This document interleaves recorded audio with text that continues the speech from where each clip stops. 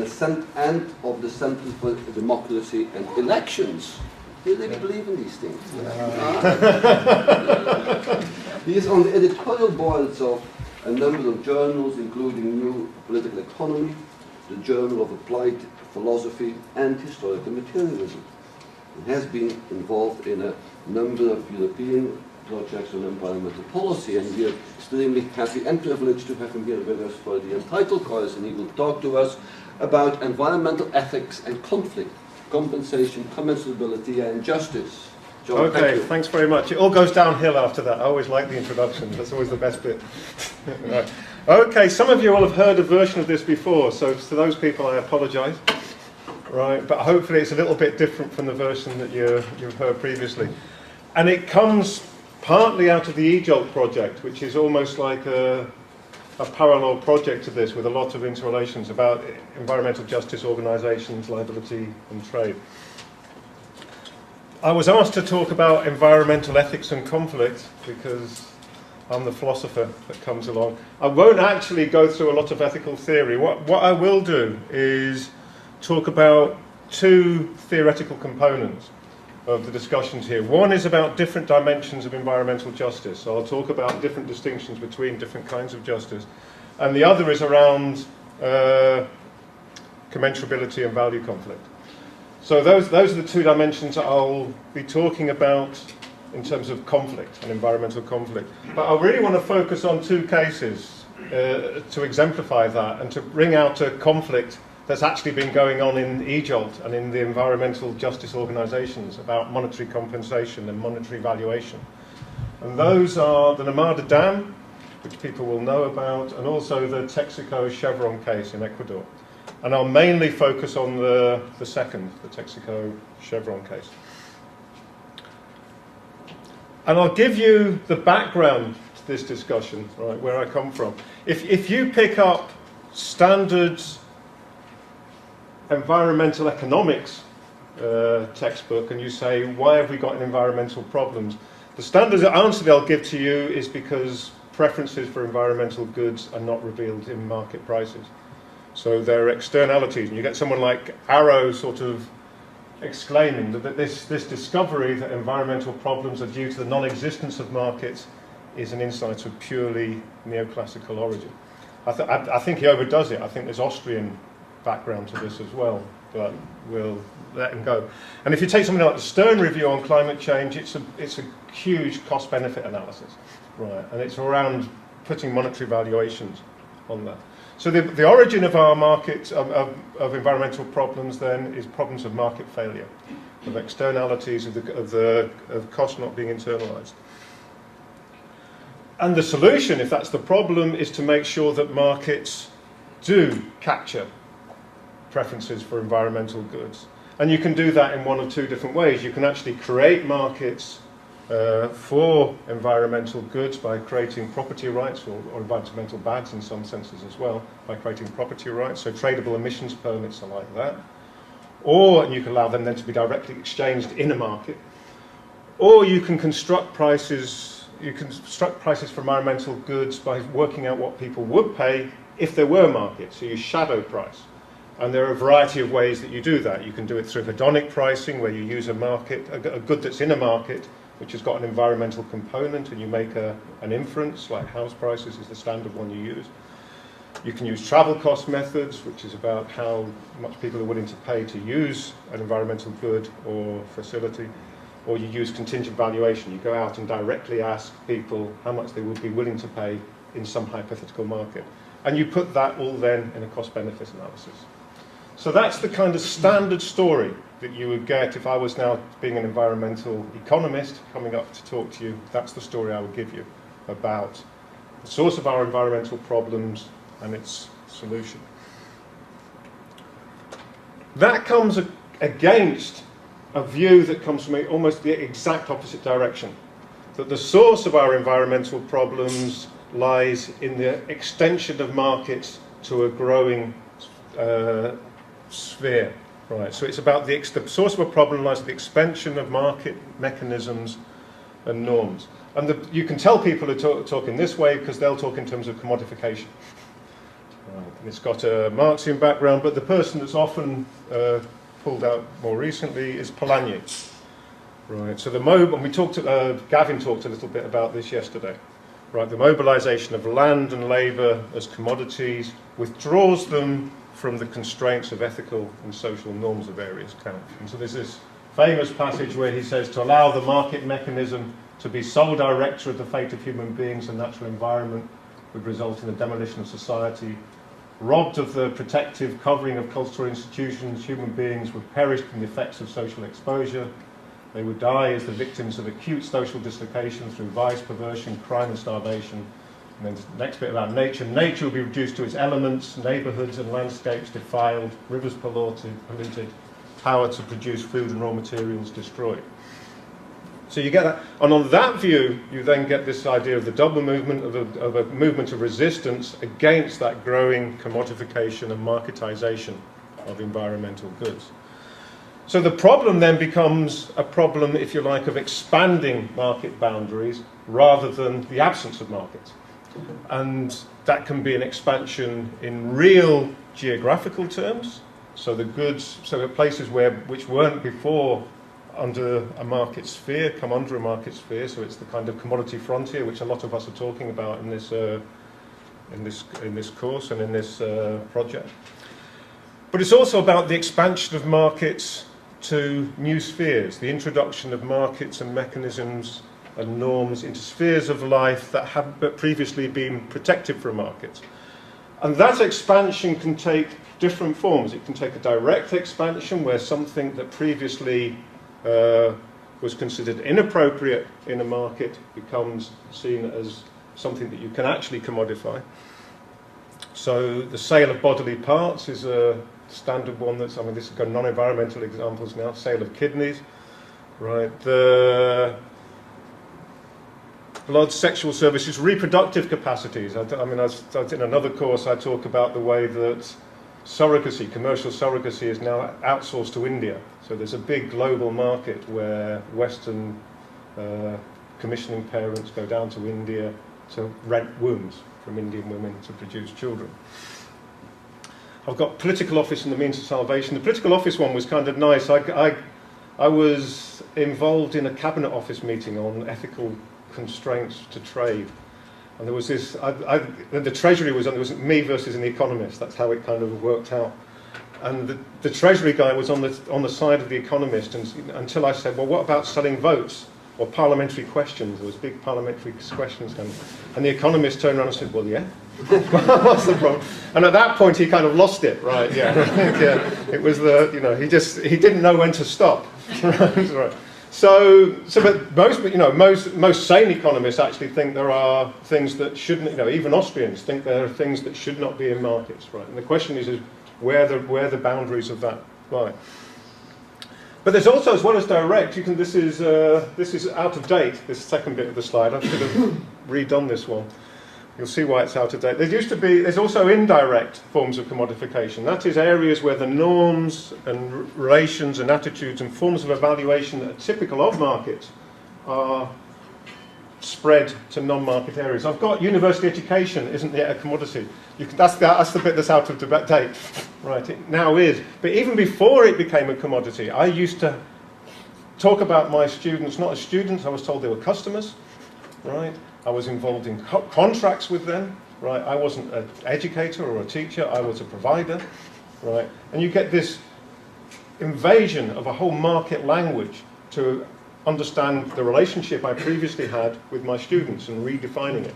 So you get that kind of spread of market norms, even though the thing itself at that point wasn't a commodity. It now has become increasingly commodified. So if you take that view, the neoclassical project of attempting to extend prices to all environmental goods becomes an instance of this larger expansion of market boundaries. And that can be a direct expansion, so through the extension of tradable environmental goods, or indirect for the practice of monetary valuation for cost-benefit analysis. And if you take this second view, the proper response to that is to resist that expansion in various ways. And that's what you get. People responding by protesting, resisting, saying such and such a good is not for sale, it belongs to the commons, and so on. You know, and this is not a detective story, so I'll tell you where I am. I'm on that side of the debate. Right. And so, but I want to I'll give you an example, and then, which I'll come back to later on, just of this, of the Narmada Dam. Right, so this is a person, again, some of you have seen this before, so I apologise for this, but I must use a new one at some point. But I think it illustrates the point really nicely.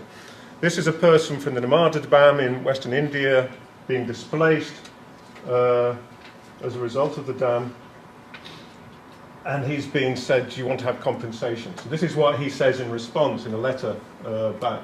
He says, you tell us to take compensation. What is the state compensating us for? For our land, for our fields, for trees that grow along our fields, but we don't live only by this.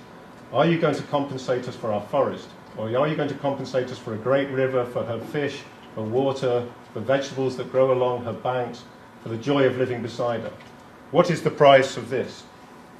How are you compensating us for our fields either? We didn't buy this land, our forefathers cleared it and settled here. What price this land, our gods, the support of those who are our kin, what price do you have on these? Our Adivasi life, what price do you put on it? And the point about that he's making is there is no price for those goods. He's rejecting the attempt to treat those goods as something that you could put a price on that would compensate them for their loss. And there's a number of different dimensions of environmental justice going on there. And this is just to kind of pull out, I mean, there'll be 4 different dimensions of environmental justice I'll talk about during the talk. One, there's just a straightforward distributional injustice, right? So the cost of displacement was for a year's income times 1.5 for the Narmada Valley. Why it was time 1.5, I don't know, but that's the sum they came up with. Those people were poor. Right, so it meant the costs were low. Right. So more generally, if you take just money measures, the marginal value of any unit of monetary wealth, whether it's a euro, a dollar, a pound, is higher for a lower income person, and so you're always going to get a mistake. I mean, how much they're willing to pay is going to be lower than how much a rich person is willing to pay. And you got that, I mean, that famously came out with the value of life on the International Panel of Climate Change several years ago, where it turned out that the value of an Indian life was much lower than the value of a Western life. And that's just purely for this reason. Right, they're poorer. Right. A second issue in mind, so there's a straightforward distributional injustice, and there's the distributional injustice that all the harms are going to come to that small group of poor people, and the benefits are going to go somewhere else to people who are probably wealthier. It's going to fall on the worst off. A second form of injustice is a recognitional injustice, that the values at stake for those groups are not properly recognised. Right. So to use Joanne Martinez-Allier's terms, their language of valuation doesn't count. Right. The only language of valuation that counts here is a monetary language of valuation. So their language of valuation disappears. And that leads to a third dimension of environmental justice that's there, which is a procedural injustice. So the voice of those that are affected is not represented in the decision-making process. And it's not represented partly because they were a fairly powerless group, but it's also not represented because the language in which they want to speak about it can't be represented in those procedures. So you have 3 kinds of injustice there: distributional injustice, a recognitional injustice, and procedural injustice.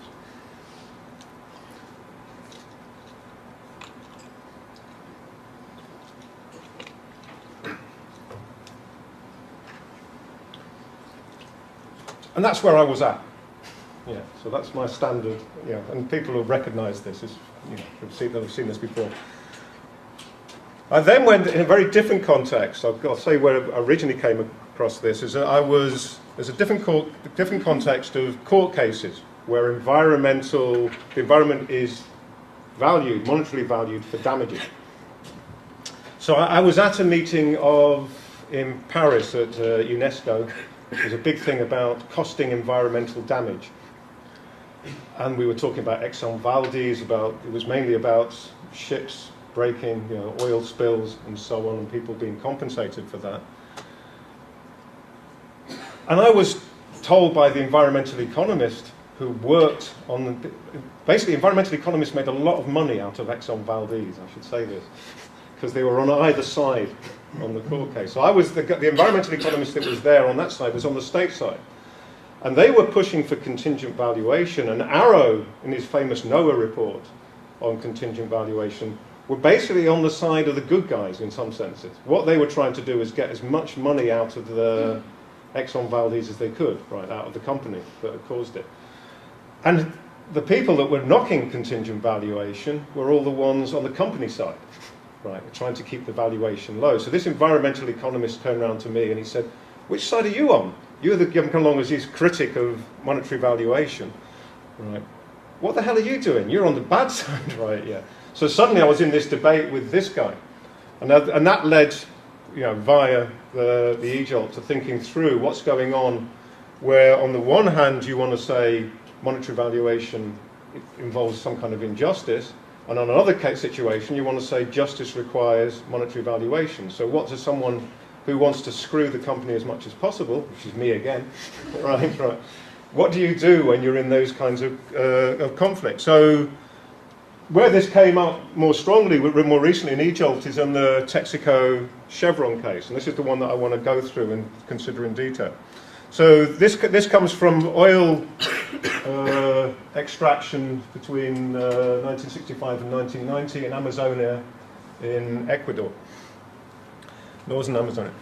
Basically, during that, there was formation water, what's called formation water, that was put into ponds that overflowed. And formation water involves high concentrations of toxin, which damage human health, they damage local plants, they damage the possibility of fishing in that area. So there was a large population that was affected by toxic water, this toxin in this formation water, this toxic water that was kept in ponds which weren't properly lined and which overflowed.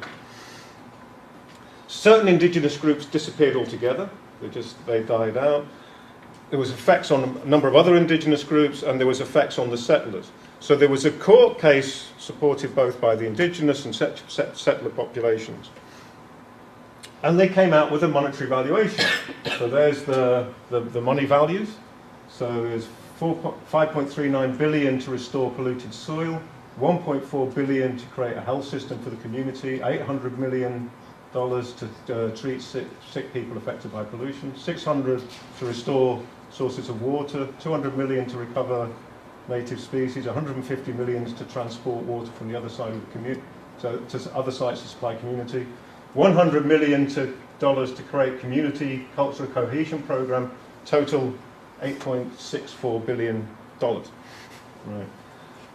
They then they doubled that in punitive damages and said, if Chevron doesn't apologise within 15 days, the damages come to 17.2 billion. So you've also got the price of an apology at the bottom. So the alternative title for this paper is the price of an apology. Yeah. So what's the price of an apology? But there you seem to be having monetary valuations. Right. So what's going on? Is someone like me being consistent in the one hand saying with the people at Namada, you can't put money values on this, you can't put a money value on community, and then later on saying, yeah, well, the community is 100 million. Right. What's going on in that argument? So what I want to do is try and show that what is not going on here is a monetary valuation of community. Right. I want to show that those two attitudes can be made consistent. So that's what is going on here. There's not really a monetary valuation of the goods that people said couldn't be monetary valued. So I'm going to try and show that the two are consistent. Right. Against the economists that say that they're the same. And I'll explain why the economists think the two cases are exactly the same. And I'll say why I think the economists are wrong about that, the environmental economists. Okay, is that all right so far? So people see what's going on, where it's going, and all the rest of it. Yeah? Any questions at this point? Everyone happy? Yeah, I won't go there. I always do stuff on happiness studies, all this recent happiness thing. And one of the things they do is they have this experience sampling method. always think of this when you're, and at this point someone buzzes you and you say between 1 and 10, how happy I am. Right, right. I always say in the shoes, where are you on the score, right, at this point. Right? Okay. So here's the structure of what I'm going to say later on. That was that was a very long introduction. Right. I'll talk about two contexts for compensation, monetary compensation. One is cost-benefit analysis, the second is another notion of justice. So this is the fourth notion of justice I'm going to introduce, rectificatory justice. So what's going on in those two cases? I'll then go through why I think those people in Armada are quite rational and right to reject monetary compensation. Why there's reasons for it. And I'll go through two notions. One is constitutive incommensurability, and the second is the theory of welfare. I'll then go back to the court case and say why the court case is quite consistent with those reasons. And then I'll finish by saying a little bit more about the limits of compensatory or rectificatory justice, about what rectificatory justice involves. Okay? So that's the next bit.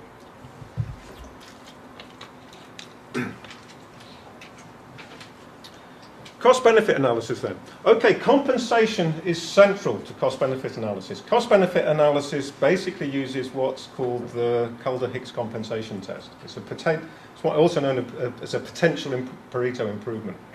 So here's Mr. Hicks, writing a lot older than this. That's the, it was written in the 40s and early 50s, all of this. Mr. Hicks says, how are we to say that whether a reorganisation of production which makes A better off but B worse off marks an improvement in efficiency? So you're trying to use a Pareto notion of efficiency here, but you've got a winner and a loser, so you can't use the standard Pareto criteria. I love this next bit. A perfectly objective test. Right. Enables us to discriminate between those reorganisations which improve productive efficiency and those which do not. If A is made so much better off by the change that he could compensate B for his loss and still have something left over, then the reorganisation is an unequivocal improvement. It's a bit of bad news for if you're the loser and you're told you could be compensated and it's an unequivocal improvement, right? Even if you never are, right? It's a bit tough. And then the notion of that being a perfectly objective test is a bit bizarre, I think. But anyway, we won't. Point about that test, right? So a situation is an improvement. Situation A is an improvement over B if the gains are greater than losses, so that gainers could compensate the losers and still be better off. Point about that is its consequences. It's forward-looking, right? It's saying it's a decision-making process where we're thinking about outcomes. So we're facing forward, you know. So this is the next bit of the only bit of ethical kind of theory. I think it's what's standardly called a consequentialist view on that. There's the other situation where you find compensation involved is in what might be called rectificatory justice. And I'll say a little bit more. This is the court case now. That was cost-benefit analysis. In the court case, we were in a different situation. We're backward-looking. Right, yeah. So we're rectifying a situation. So people talk about rectificatory justice, they talk about corrective justice, they talk about compensatory justice. And the use of those terms matters for reasons I'll come back to.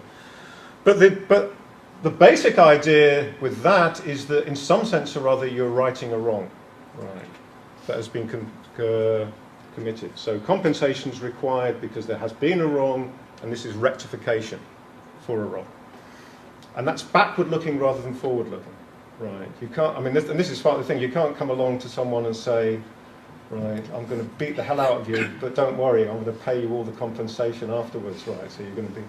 I'll come back to that later on, but that's. So rectification normally, you know, a person can say, I'm not prepared to you to pay me in advance, right? So it's normally seen as backward-looking rather than forward-looking. And that's going to be important. What's involved in rectificatory injustice? There's three classic articulations of this in philosophy. Right.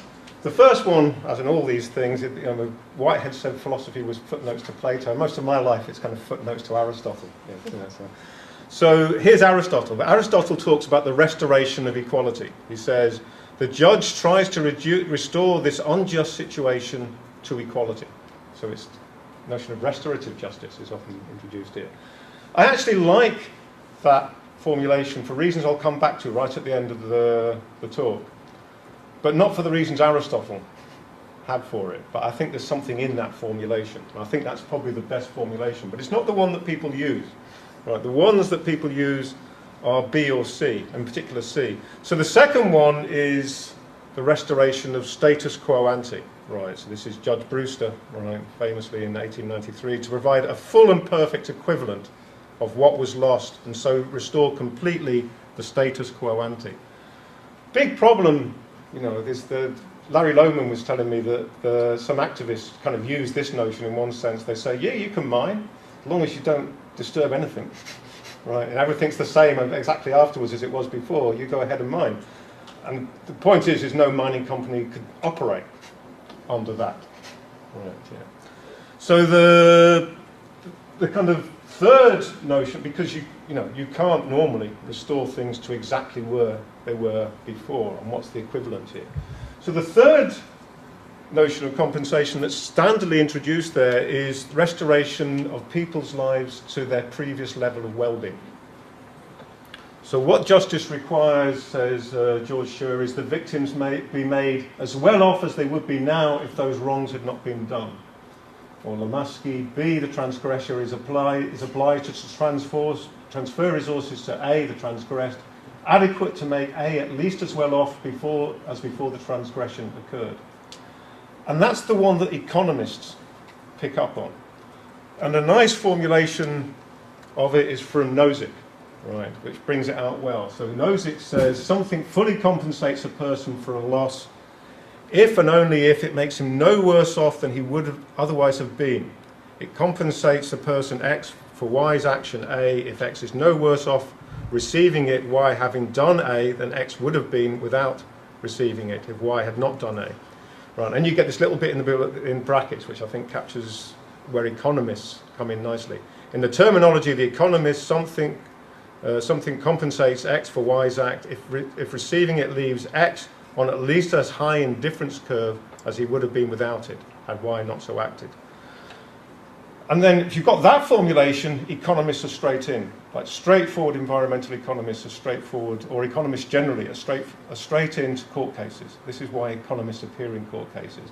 Because what they're supposed to be able to compute is the amount of money which leaves a person at the same welfare level as they were before, at the same point on that classic indifference curve as they were before.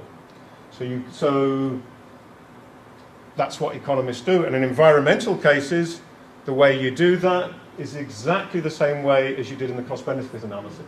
So how do you ascertain the welfare losses associated with the loss of environmental goods? You go out and do your valuation. You do your shadow pricing. And you either use hedonic pricing, or you use travel cost methods, or you use contingent valuation. And in the Exxon Valdez, the reason why there was this famous report on contingent valuation was whether contingent valuation would give the full welfare losses involved. So what the court cases were arguing about, why the economists were there, was actually arguing about what the welfare losses were in monetary terms, so you knew exactly what the level of compensation was. So you're using exactly the same methods as you did in cost-benefit analysis and in the court cases. And the claim is, in both of them, you're measuring through money welfare gains and losses. They're exactly symmetrical. Right. So if I come along and say, from this point of view, this is why the environmental economist was so hard on me, right? That's why he was trying to give me a hard time. Right. If I come along and say, you can't do that in the Namada case, then they're saying, well, you can't do it in this case either. There isn't an objective measure of monetary compensation. Right. He's saying I wanted to make sure all the welfare losses were captured, right? So I wanted to use contingent valuation. So you critics of contingent valuation, like John O'Neill, you're the bad guy. Right, that was the story.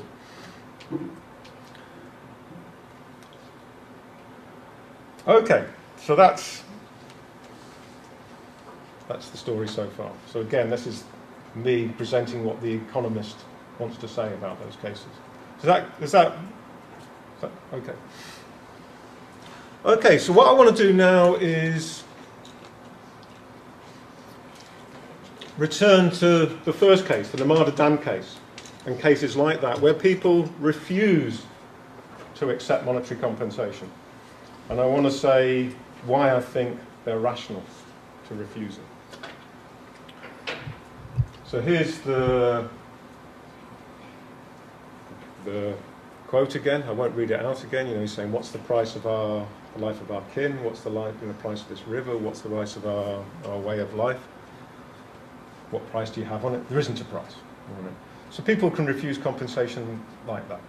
People can refuse compensation even if it's offered. I'll come back to this later on. There's what's euphemistically called comfort women in South Korea and Taiwan, who were basically forced prostitutes under the Japanese invasion, who were offered real monetary compensation. I'll come back to the case in a moment. They said, we're not taking it. And there's reasons why they refuse to take it. So people come along and they refuse monetary compensation. They actually refuse lots of money, right, for certain reasons. And you get this in everyday responses to contingent valuation. So this is from work that Jackie Burgess did a long time ago. And it's people saying, it's disgusting putting a price on nature. Right. You can't put a price on the environment, you can't put a price on what you're going to leave to your children, it's heritage, it's not an open capital market. And you can get very high protest values in this kind of case. So people protest, they resist, they don't want to accept, they reject the idea you can price you can capture those kind of welfare gains and losses in monetary terms. Is that rational? Yeah, I think so. The first notion I want to pick up is constitutive incommensurability. Commensurability simply means, value commensurability means that there's a single measure for capturing different dimensions of value, so you can measure gains and losses. Economists basically say you do have value commensurability because there is a measure, which is money, prices. Right, yeah. So that's your measure, so it's monetary commensurability. And that's what you're doing in your willingness to pay. Here is I love it. People again have seen this before, so I apologise, but it's still my favourite. This is the earliest willingness to pay survey I've ever come across. It's a willingness to accept survey. Actually someone's found an earlier one in the Bible, but I don't think it says it as nicely. But this is from Herodotus' history. So it's when Darius was king of the Persian Empire, he summoned the Greeks who were in his court and asked them how much money it would take for them to eat the corpses of their fathers.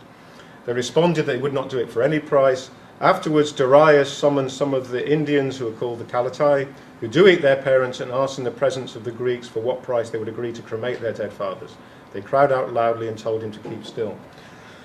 Point about that story would be completely ruined if I say, how much to eat your mum and dad? Right, so I now do a monetary valuation here. How much are people willing to pay to eat their mum and dad at the funeral? Right. It would be terrible if people say, 3,000 dinar, 4,000, right, yeah. 5,000 euro, yeah, to eat my dad, right, yeah. My mum's probably tastier, so I've got lower value for that, right. The point about the whole story is he picks out people's commitments of various kinds by what they refuse to pay, by the fact that they refuse to pay it. And the point here is that paying money, a price, isn't simply a neutral measuring device. It's not the measuring rod of money, which is the famous, the lovely expression that economists use from Pigou, actually. Right. Acts of exchange are social acts that have a social meaning. And there are certain kinds of social relationships and there are certain kind of ethical commitments which are constituted. What they are is that makes them what they are, is that people refuse to put a price on them. So social loyalties are like that. Right. And ethical commitments are like that. So social loyalty, it's not that Judas, $30 of silver was pretty rubbish as a price, but if you'd gone for 500, it would have the Bible story would have been different, right? Yeah. You simply don't sell commitments like that. Right. You don't accept indecent proposals, to take the other, the movie titles and so on. There's certain kinds of social relations and commitment which, basically, if you accepted money, it's an act of betrayal. And someone trying to offer you money, you're trying to bribe you. Right. They're trying, in some sense, to undermine your commitment. And environmental goods are like that, right? Environments matter because they express a set of social relationships. And that's what's happening in the Armada case. They're not saying just this physical bit of good, what does it matter? They're saying our way of life, how much price are you putting on that? Our social relations, how much price are you putting on that? And likewise, if you've got certain commitments, ethical commitments about certain environmental goods, if someone comes along and says how much you're willing to pay to give those up, is like saying let's resolve, I mean, here's another ethical thing, let's resolve the hanging dispute or the abortion debate by simply doing a monetary valuation on either side, and then we'll do a nice cost-benefit analysis and we'll resolve it. It's not the kind of way that you think about. People say, I'm not willing to, change my view because you're willing to pay me so much money. Right. So money then is not a neutral measuring rod. Values, not all values can be caught within a monetary metric. And I think that's right. So you have what's called constitutive incommensurability. That's a term from Joseph Raz. And I think that's right. A second point here. So that's the first point I wanted to make was that one about constitutive incommensurability. The second is about the theory of welfare, or that's underlying this whole valuation. What is it to leave a person at least as well off as they would have been? Right. What's the theory of welfare that's underlying that? Basically, the standard neoclassical model assumes a preference satisfaction account of well-being. Right. So a person is at least as well off in a new situation, A, relative to an old situation, B, if A is at least as preferred as B. Which is where you get the indifference curves.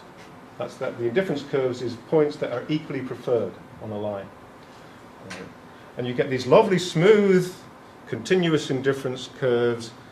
And if preferences is just a matter of, so if welfare is just a matter of preference satisfaction, as long as your preference satisfaction stays identical, you can move anywhere you want to along that curve. So a loss of one dimension in environmental goods, there's a gain somewhere else, and you have an equal preference between those two bundles of goods. And money, in this case, is just giving you the trade-off schedule. So money is just the metric you're using to represent that other bundle of goods, and people are being left equally satisfied. Yeah. So if you assume that theory of welfare, there's lots, as long as you think that people's preferences aren't lexicographic, you make lots of other assumptions, there's lots of substitutability that you can have. A different theory of welfare is an objective state account, which says that welfare is about satisfying certain needs, or the more recent version is the SEN version of functionings, capabilities for functionings. So this is the philosopher in me. How am I doing for time? I could leave this one out, actually. Yes. Yeah, I'll leave it out. All right. Anyone wants this one? Is what happens when an analytical philosopher gets hold of stuff. Right. How long have I got? Yeah, I'll try and get through the next bit fairly quick. Point about, this is just saying there's a difference in the logic of preferences and needs. I won't go through that. But what I do want to say is just a conclusion. Whether a person needs something depends on the objective condition of the person and the nature of the object. Right. Its capacity to contribute to flourishing. Whether a person prefers an object or not is simply based on their beliefs. There's something subjective about preference which is not there in objective conceptions. Second point about needs is a threshold concept. There are upper and lower limits, right, for food, for water, for friends, despite Facebook. Right, yeah. You can have too many friends, there's too few. There's upper and lower limits. And there's a feature of what I'll call non-instrumental needs. A non-instrumental need is a need that's a condition for human flourishing at all. Right, there's certain needs I've got which are purely instrumental. So I say I need to fly to, I need £1,000. You say why? I say, well, I need it to pay for that holiday down in that cruise down in the Mediterranean. You say, well, do you really need to go to the Mediterranean? Right. So it's purely instrumental. It's an optional outcome. If I say I need £1 to some beggar else, I say why? It's for some food, and I turn around and say, you really need some food, right? Yeah. Doesn't make sense. I mean, clearly they need it, right? Yeah. It's a non-optional thing. And so non-instrumental needs are those kind of needs which are a condition for being a flourishing human being at all. And it's not just food and water. It includes things like social relations, education, literacy. I mean, there's a whole series of other goods that come under that. So if you fall under that level, you're harmed in some way. So needs and functionings are, on the one hand, their objective. Second, their threshold. Third feature of them is there's lots of them. They're plural. So if you take, I'll take a Nussbaum's list. You take this list of bodily health, practical reason, affiliation. I'll leave the last one off. Being able to have good health, being able to have a form of conception of the good, engage with others, being able to live with and towards others. You take goods like that. They appear on standard objective lists. The point about those is that you can't, they're plural. Right. You can't come along and say, I can't come along to you and say, well, I'll deprive you of your family, but it's okay because I'll give you better TV, right, up here. Or I can't sort your health out, but I can give you another friend. You can't substitute across those different dimensions of well-being. So there's limits of substitutability. And that's where I think, ordinary language is much better, I generally think this, ordinary language is much better than the technical language of economists. People will say there's no substitute for good health and good friends. And they're right. Despite economists telling you that there's substitutes for everything. There's certain goods which are minimal requirements to live a good life at all. And when you lose those, there's no compensation in another dimension. And that's where the Namada people are exactly right, the people protesting at the Namada. So a person that's facing eviction from a place where they've lived their entire life and where the life of their community lives and it crosses generations, you can't take them away and say, well, okay, you're going to lose all of that, you're going to suffer social dislocation, but it's okay because we'll give you a health centre over here. They're losing something, which is an irreplaceable loss. Right. So the loss of basic goods in the dimension of affiliation can't be compensated for a gain in other dimensions. And similarly, for the same reason, there's no sum of money which is going to compensate for that loss. Okay, so with that, that's why I think those protests that say there's no money valuations that do the job here are perfectly rational. There isn't a monetary valuation. So with that in mind, let's go back to the Chevron Texaco case and see if the court case is compatible with that rejection of monetary valuation.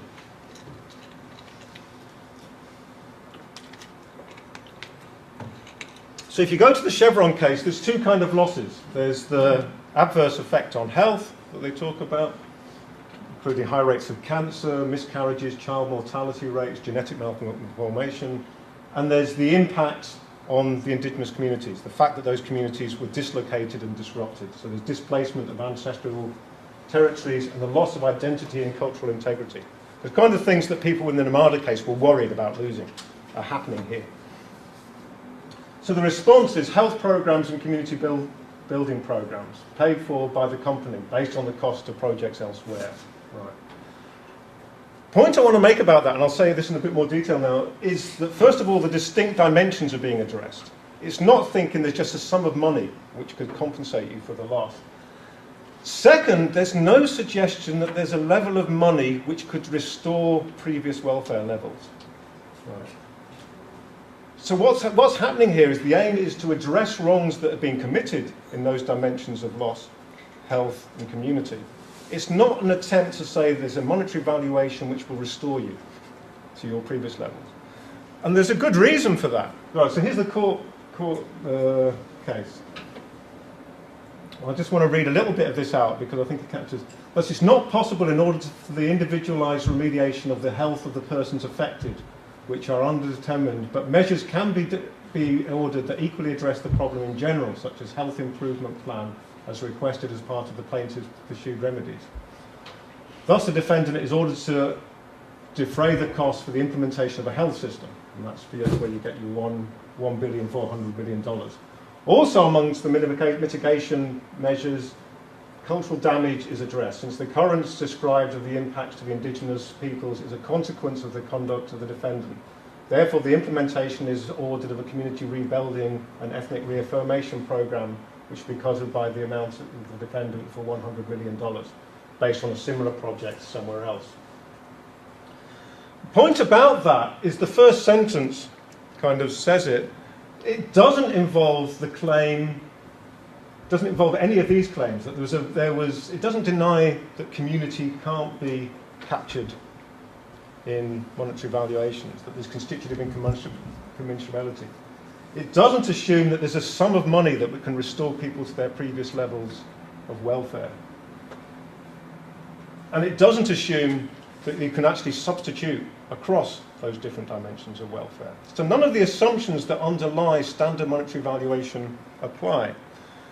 And in fact, the first sentence of the ruling, if you go back to it, says you can't restore people to their previous level of well-being. And it's obvious that you can't, because some of the people are not even around anymore. They've all died, right? And it's pretty, short of Catholic miracles, it's pretty tough to sort that one out, right? So you've got the death and disappearance of groups. And so just as you can't restore a situation to the status quo prior to it, you can't restore people to their previous levels of well-being. That notion of compensation, which underlies the economist's involvement in court cases like this, is a myth, right? There's real losses in situations like that, and there's no compensation for those losses, right? There's no monetary valuation that's going to take them back to where they were. What you've really got here is what you might call remedial action. You've identified losses in welfare in various dimensions, and you take some remedial action which addresses those losses without the assumption that you're going to restore anybody to their prior level of well-being. So what the proposal aims to do, what the court case aims to do, is address wrongs that are committed in those dimensions and take what remedial action is possible. Right. It's about, righting a serious wrong. It's not about restoring a level of well-being, which is what monetary valuation is trying to do. And what that comes out really nicely is in the price of the apology. So I'll just finish briefly on the price of the apology. So I'll go back. What does rectificatory justice require then? It's righting a wrong, in some sense. It's not just a matter of restoring a level of well-being. So, and the point about that is monetary compensation in itself, this is what people have said for a long time, doesn't actually recognise that necessarily that a wrong has been done. And that's where the price of the apology comes in, which is not a price of apology. So you get, okay, I'll give you some other cases. I'll talk about the comfort case, right? Women in South Korea were offered actual money, lots of money, right, in compensation. They refused it. Why did they refuse it? Firstly, because it was from private funds. It wasn't a Japanese state fund. And secondly, there was no official apology. And they're saying, well, we're not going to accept that. That's like accepting a payoff, is what you'd say. It's not really a case of rectificatory justice at all, because no one has recognised the wrong involved. So people talk about symbolic compensation. I don't think symbolic compensation is the right word, because it's still got that compensatory kind of message. Right. But if you go to the court case, where are we? We get the price of the apology. So if Chevron doesn't publicly apologise within 15 days, the damages are doubled. If you look at the court case, why that's the case, first, most of it's about punitive damages. So the doubling was to stop people doing the same thing again. And economists recognise that. This is where economists would say straightforward consequences. But the second point about saying, well, if you apologise in 15 days, within 15 days it doesn't get paid, is this point at the bottom. So it says, this public recognition of damage caused must be published no later than 15 days in a leading print media in Ecuador and the country of the defendant's domicile on 3 different days, which, if done, shall be considered a symbolic measure of moral redress and a recognition of the effects of their misconduct, as well as a guarantee that it shall not be repeated. And it's that symbolic dimension that's going on there, which is what the price of the apology is about. It's not about restoring someone to a previous level of well-being without the apology. It is about punitive damages, but it's not just about that. The reason why they gave them this option was to allow the fact that they didn't have to pay the damages if there was this public apology, which of course the company didn't do. So this is kind of history. So as I say, there's 2 components to the ruling. One is to ensure punitive damages to act as a deterrent, that X is an expressive act, symbolic measure of moral redress and the recognition of the effects of misconduct. So what I basically wanted to say here is that there's no inconsistency between, this is my long reply to that economist. Right, and it's taken me a long time to get around to saying it, and he's not around yet. I'll have to find out where he is. Right, he's not heard this yet. So that's I think it's quite consistent to say you can't monetarily value those goods, because what's not going on here isn't a monetary valuation of community. It's not a monetary valuation of health. What it's concerned about is a remedial action. The final thing that I wanted to say is simply, I have a worry generally about compensation and compensatory justice, which is the notion that the prior status quo is your benchmark.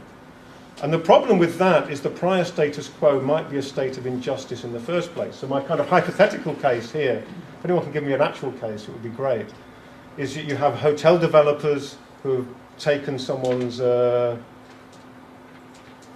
excluded a certain marginal group that were cockle fishing or shell fishing in a certain area, who are then put onto marginal beds, and that gets lost through pollution. If you take the status quo prior to the polluting act, then you give lots of money to the hotel owners and not very much to the marginal group who's being excluded. What you really want to say is that's not the status quo that we should be concerned about. We should be concerned with a prior state of justice, which is why I like the original Aristotelian formulation. Right, because the original Aristotelian formulation is that you're restoring the situation to one of justice or equality. And I think if you're going to think about compensatory justice, that's what you should be thinking about. And I think rectificatory justice is better. So it's about restoring a situation to justice, not simply to the prior status quo. And that's another reason why I don't think simply using monetary valuation is going to capture what's going on here. So I was a bit fast with that last bit because I was aware of the time, but I hope that was followable, and thanks very much. Economists actually think there are things that shouldn't, even Austrians think there are things that should not be in markets, right? And the question is where the boundaries of that lie. But there's also, as well as direct, this is out of date, this second bit of the slide. I should have redone this one. You'll see why it's out of date. There's also indirect forms of commodification. That is areas where the norms and relations and attitudes and forms of evaluation that are typical of markets are spread to non-market areas. I've got university education isn't yet a commodity. That's the bit that's out of date.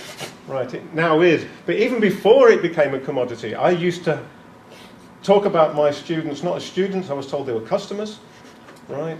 I was involved in contracts with them, right? I wasn't an educator or a teacher, I was a provider, right? And you get this invasion of a whole market language to understand the relationship I previously had with my students and redefining it. So you get that kind of spread of market norms, even though the thing itself at that point wasn't a commodity. It now has become increasingly commodified.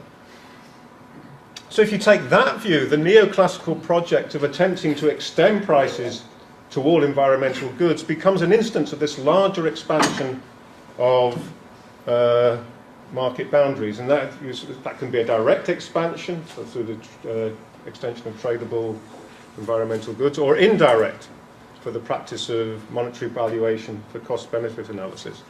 And if you take this second view, the proper response to that is to resist that expansion in various ways. And that's what you get, people responding by protesting, resisting, saying such and such a good is not for sale, it belongs to the commons, and so on. And this is not a detective story, so I'll tell you where I am. I'm on that side of the debate. Right. And so, but I want to I'll give you an example.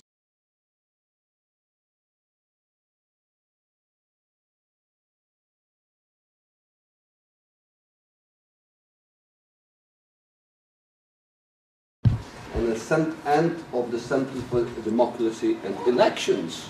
Do you really believe in these things? He is on the editorial boards of a number of journals, including New Political Economy, the Journal of Applied Philosophy and Historical Materialism. He has been involved in a number of European projects on environmental policy, and we are extremely happy and privileged to have him here with us for the entitled course, and he will talk to us about environmental ethics and conflict, compensation, commensurability and justice.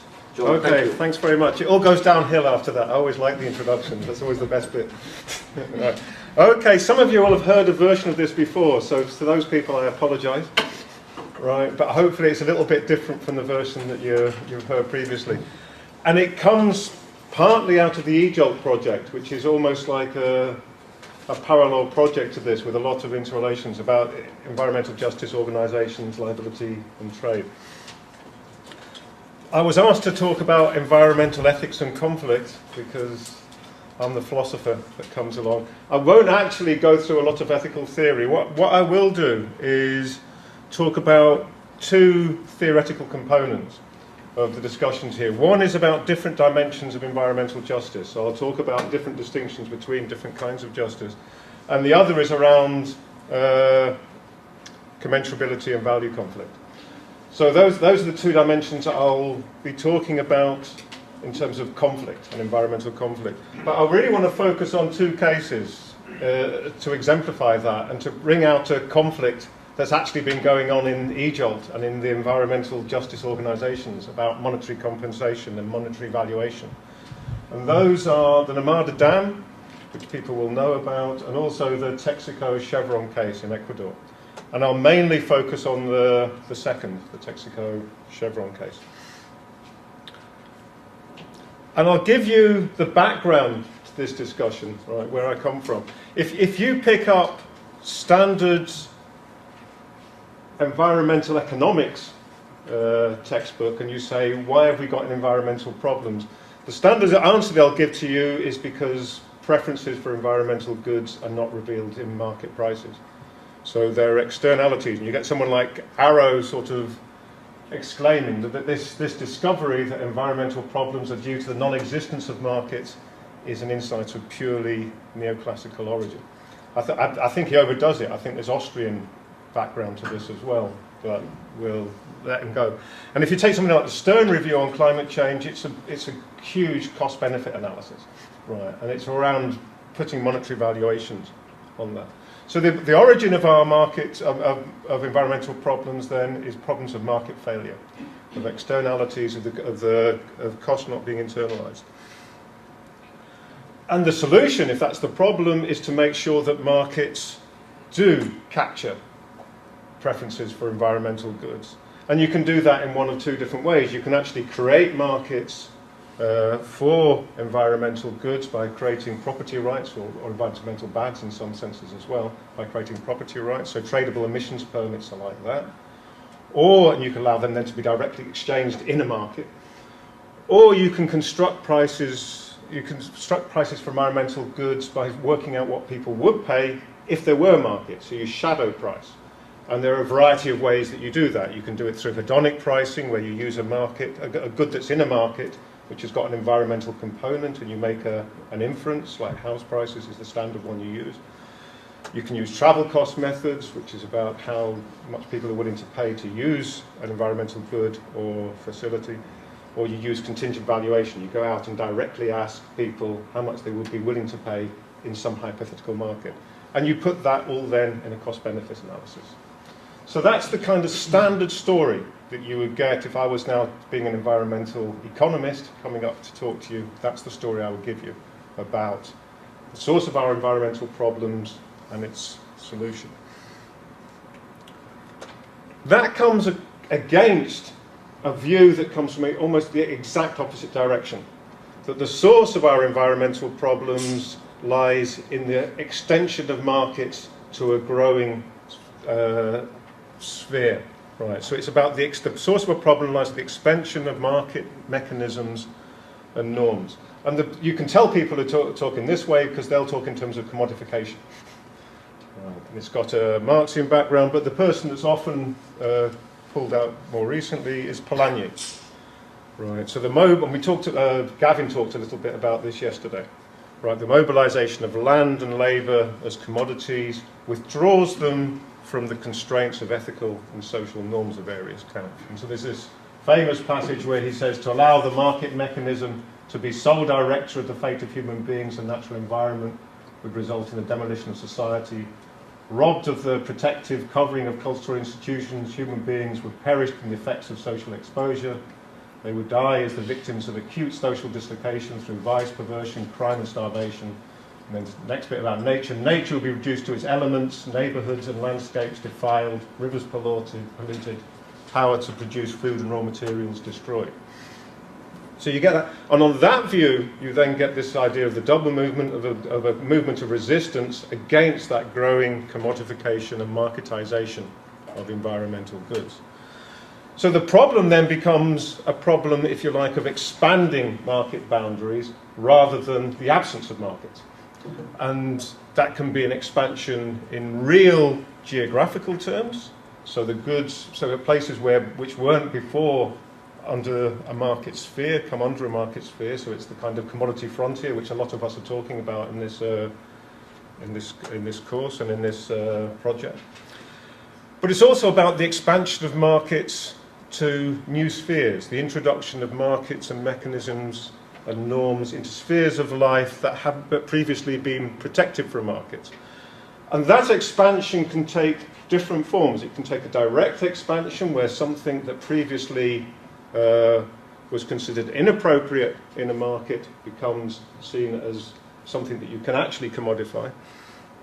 So the sale of bodily parts is a standard one that's, I mean, this is got non-environmental examples now, sale of kidneys, right? The blood, sexual services, reproductive capacities. I mean, in another course I talk about the way that surrogacy, commercial surrogacy, is now outsourced to India. So there's a big global market where Western commissioning parents go down to India to rent wombs from Indian women to produce children. I've got political office and the means of salvation. The political office one was kind of nice. I was involved in a cabinet office meeting on ethical constraints to trade. And there was this, the Treasury was on, there was me versus an economist. That's how it kind of worked out. And the Treasury guy was on the side of the economist, and until I said, well, what about selling votes or parliamentary questions? There was big parliamentary questions coming. And the economist turned around and said, well, yeah. What's the problem? And at that point, he kind of lost it, right? Yeah. Yeah. It was the, you know, he didn't know when to stop. Right. So, but most sane economists